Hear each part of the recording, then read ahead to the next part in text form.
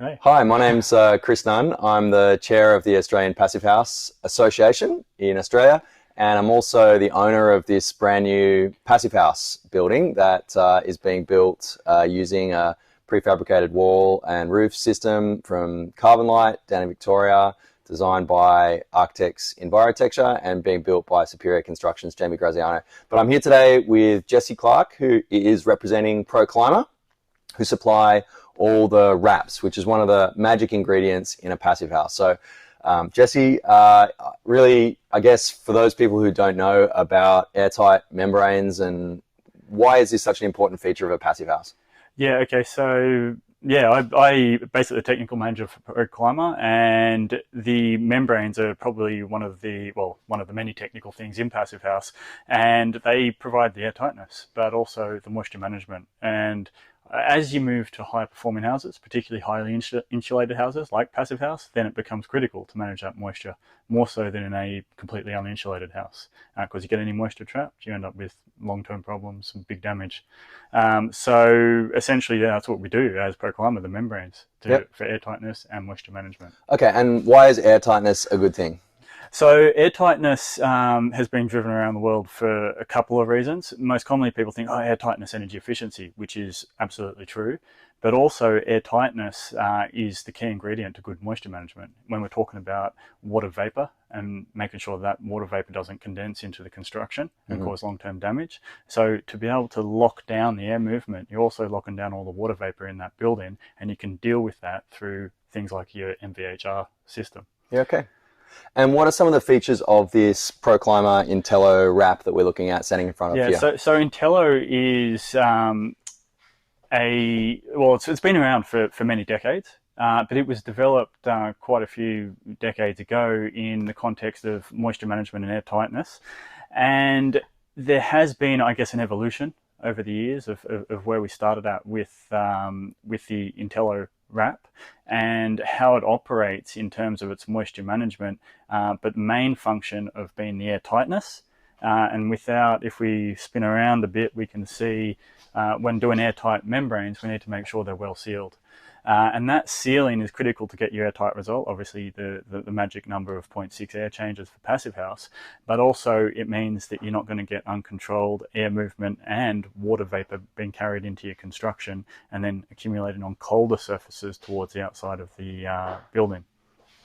Yeah, so I guess summarizing, if I understand it correctly, there's kind of a driver for using an airtight membrane for energy efficiency, for the human's health and well-being in terms of the respiratory health, because you're not getting condensation, therefore mold and black mold and other things, of course, but also for building quality and longevity in terms of the durability of the structure. Yeah.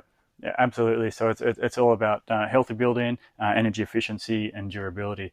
And the healthy building part is about the respiratory health, not creating mold spores. The thing that mold likes is actually moisture and something to eat, something cellulose fibers, timber, anything that it can grow on. So if you keep all the structure dry, then it becomes a more healthy structure. The durability, moisture also is the precursor to starting to get degradation of timber products. Yeah. So you keep it all dry, you solve those two problems. And the air tightness in itself obviously delivers that energy efficiency, but as I was just talking about, helps manage that water vapor as well and potential condensation issues. Yeah. And so in terms of the sort of technical attributes of the wrap, so any moisture behind this layer there's a weatherproof membrane on the outside and then this airtight membrane on the inside of the stud work, inside of which is the insulation. Yep. So any moisture that is trapped in there can come through this way. Yep. And then be dealt with through the mechanical ventilation with heat recovery. So there's a couple of aspects. I mean, firstly, absolutely right, the outside of the structure and getting the primary weatherproofing right is critical in any building, but particularly Passive House. You get any rain ingress being forced into the highly insulated structures that can cause damage. But in doing that airtight outside, airtight inside, and having these two well-sealed membranes, if they're not tuned in terms of allowing the water vapor to escape out of that structure, you can trap it. And the Intello is intelligent by nature, in which it's designed to respond if there was any moisture getting trapped or any diffusion coming back through the building envelope in, say, a really hot, humid summer day. Then the Intello becomes more vapor permeable, allowing that water vapor to the inside that can then be carried away by the mechanical ventilation system. Yeah, brilliant. And I might just take you over to the front window here, because the last piece of the cladding that has not yet been installed is on this northwest corner, and we should be able to just reach out the window and have a quick look at that.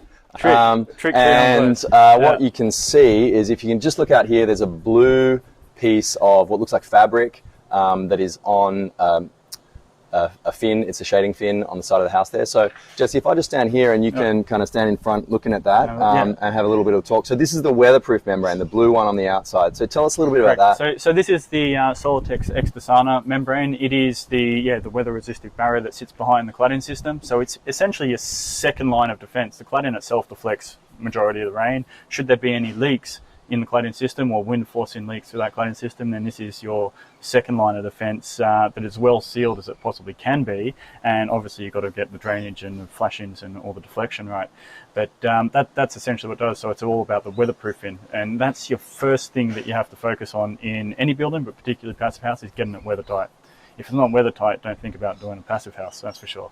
And then we think about the second and the third issues around water vapor and air tightness after that. Yeah, brilliant.